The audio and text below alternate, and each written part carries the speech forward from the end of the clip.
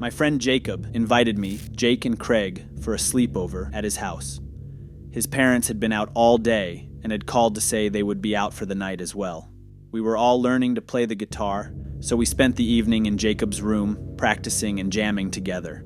At some point, Jacob asked me to go to the kitchen to grab some sodas for us. I headed downstairs and turned on the kitchen light.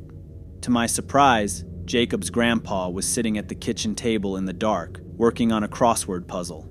It was odd since Jacob had mentioned we were alone for the night. I greeted his grandpa and grabbed the sodas. Feeling a bit awkward, I asked if he wanted me to leave the light on, but he didn't reply. He just took a heavy breath that seemed to imply I was bothering him. I left the light on and went back to Jacob's room. I told Jacob that his grandpa was in the kitchen, which confused him.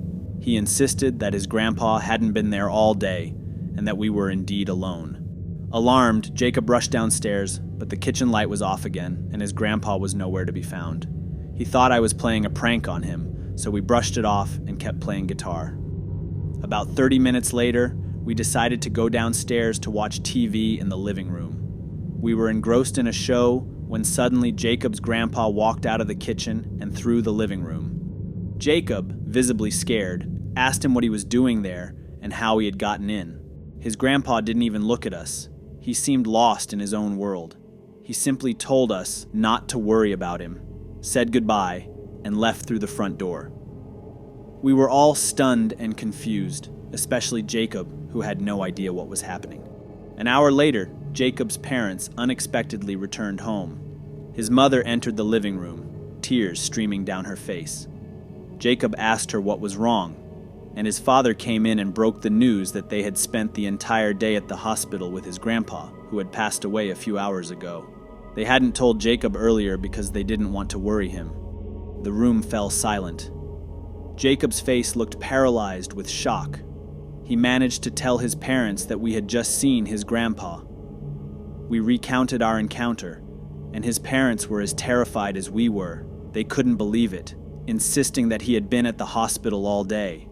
We thought about going home to give Jacob and his family some space, but Jacob asked us to stay.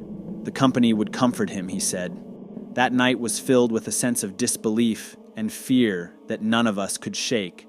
Jacob never mentioned the incident again, almost as if the shock of his grandpa's death had erased it from his memory. We're still friends to this day, and I often think back to that night. The encounter left me feeling more scared than I've ever been in my life. It's a mystery we never solved, a moment that remains etched in our memories, reminding us of the unexplainable events that sometimes occur when we least expect them. One evening, I invited my friend Ben over to my house for a sleepover. Around 9 p.m., we decided to take my dog, Max, for his last big walk of the day. We lived close to the woods, so it was a routine for me to walk around the familiar paths. Ben and I chatted as we walked, but then we heard some strange noises coming from deeper within the woods. My first thought was a bear, but there had never been any reports of bears in our area. The noises were odd and unsettling, making me feel uneasy. Max, who was usually calm, started barking wildly, something I'd never seen him do before. His distress grew, and he began to pull hard on his leash, trying to rush into the woods. Despite my efforts to hold on to him, the leash slipped from my hands. Max darted into the darkness, barking furiously. Panic set in as the eerie sounds from the woods grew louder. Ben and I were too scared to follow Max, especially with the unsettling noises, so we ran back home as fast as we could. I burst through the door and went straight to my father, explaining what had happened. He looked alarmed and immediately grabbed a flashlight, telling us to stay home while he went to search for Max. My father was gone for about an hour. When he returned, he was alone and had a grim look on his face. He said he couldn't find Max and mentioned that the woods were eerily silent. We were all devastated. Max was a smart dog, so we hoped he would find his way back home. My father assured us that we would search again at first light. The next morning, Ben and I woke up early and headed into the woods with my father, calling out for Max and looking everywhere. Unfortunately, we couldn't find any sign of him. Days passed, and our hopes began to wane. Then, 4 days later, as I was leaving for school in the morning, I saw a familiar shape lying on our front porch. It was Max. He was back, but he was in terrible condition. He had deep wounds and was covered in blood. We barely recognized him. I was overjoyed to see him alive, but heartbroken at his condition. We rushed him to the vet, who treated his wounds. Max survived, but he was never the same.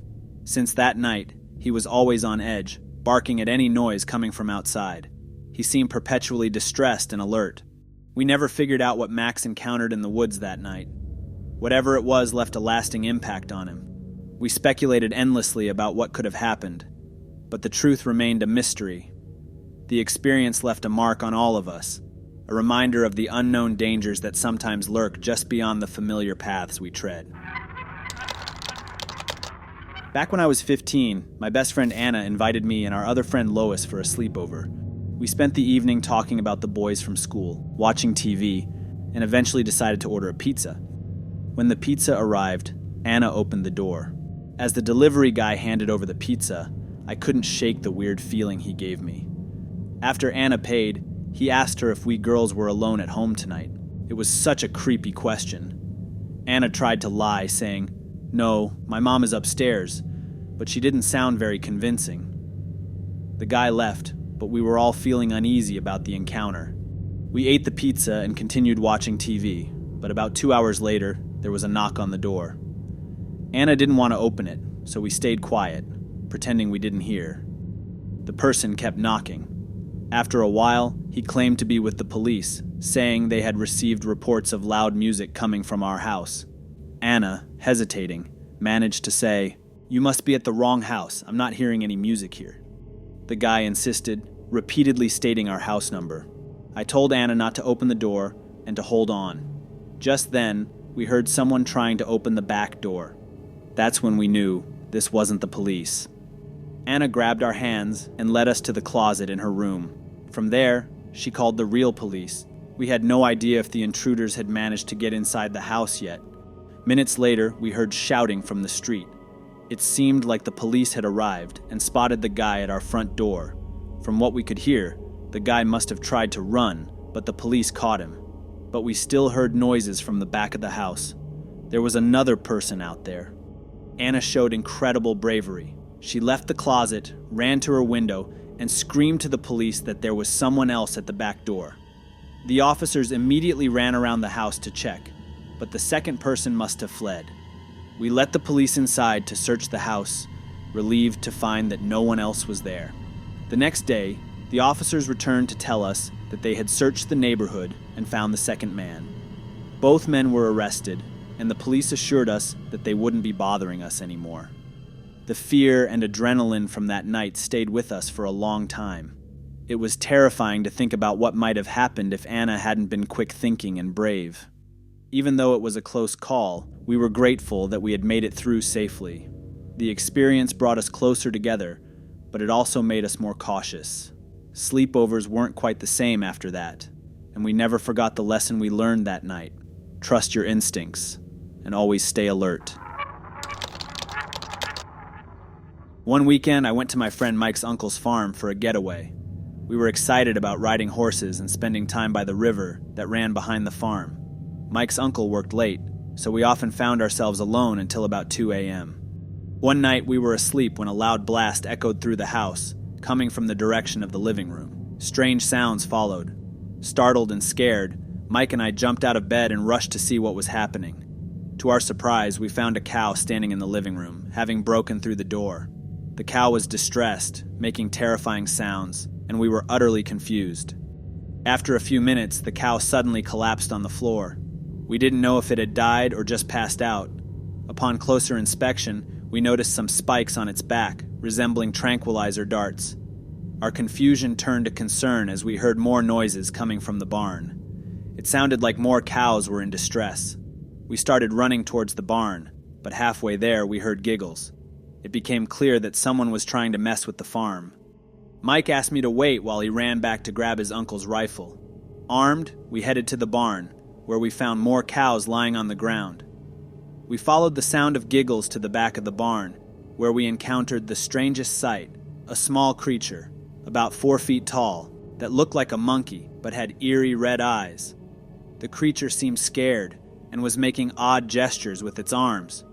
We were frozen in place, too shocked to move or speak. We could hear more of these creatures running away into the woods, leaving this one behind. It didn't attack us, and Mike was too stunned to even point the rifle at it. The creature continued making defensive gestures with its arms as it backed away. Then, in a flash, it turned and sprinted into the woods, disappearing after the others. Unfortunately, we discovered that these creatures had killed around 3 cows, including the one in the living room. Soon after, Mike's uncle arrived, and we recounted the bizarre events. We expected him to think we were crazy, but his reaction was one of anger and frustration, as if he had dealt with this before. We asked if he knew what these creatures were, expressing our fear and confusion. He sternly told us that if this ever happened again, we should call him immediately and never attempt to confront the creatures without him. His response left us with more questions than answers, but it was clear that this wasn't his first encounter with the mysterious beings. That night left a lasting impression on us, blending the excitement of our adventure with a chilling mystery we couldn't fully understand. One evening, my parents had to go to my grandma's house for the night to help with something. I can't remember exactly what it was, but I knew I didn't want to go. After begging and pleading, my parents agreed to let me stay home, as long as I invited my friend Henry for a sleepover, so I wouldn't be alone. Henry came over and we spent the night playing video games, eating snacks, and watching TV. We were having a blast. As we were watching a movie, Henry fell asleep on the couch. It was getting late, so I decided to take a shower and get ready for bed. Back then, my father had installed an alarm system in the backyard. If anyone stepped into the yard, a light would turn on and a bell would ring inside the house. He did this because, a few years back, there were reports of someone sneaking into our neighbors' yards to steal bikes. Though it hadn't happened in over 2 years, the alarm system remained in place. It was around 1 a.m. when I had just started my shower. Suddenly, I heard the bell ring. At first, I thought Henry might have gone outside, but it was strange since he was already asleep, and he was such a shy guy. He would have told me if he was going out. Something felt off. I quickly wrapped a towel around myself and went to peek through the kitchen window. The backyard light was on, but the door was locked, and Henry was still asleep on the couch. Someone or something must have been there. I didn't have the courage to go outside, so I just stood there, peeking through the window. Everything seemed normal, so I went back to finish my shower. Just 2 minutes later, the bell rang again. Someone had to be out there. I left the shower once more and ran to the kitchen. As I turned on the light, I bumped into Henry, who was standing there with a terrified expression. He told me he heard a strange bump on the door and came to see if it was me. But when he entered the kitchen, he saw the shadow of a person right outside the window. My heart pounded with fear. We had no idea where this person had gone. I grabbed the phone to call the police, but before I could finish dialing, the kitchen window shattered. Glass flew everywhere, and Henry screamed and ran. We didn't wait another second. We bolted to the front yard, hoping the intruder wouldn't follow. Once we got to the street, we saw a car passing by. The man inside heard our screams and saw how scared we were. He stopped his car and tried to calm us down, calling the police himself. We hid behind his car, trembling, while we waited for the police. Minutes later, the police arrived and entered the house to search for the intruder. They found no one. The kitchen window was shattered, but nothing was stolen. Maybe our screams had scared the person away. I called my parents and they rushed home, spending the rest of the night with us, shaken by what could have happened if the intruder had found us in our rooms. To this day, we don't know who it was, and the memory of that night still haunts me.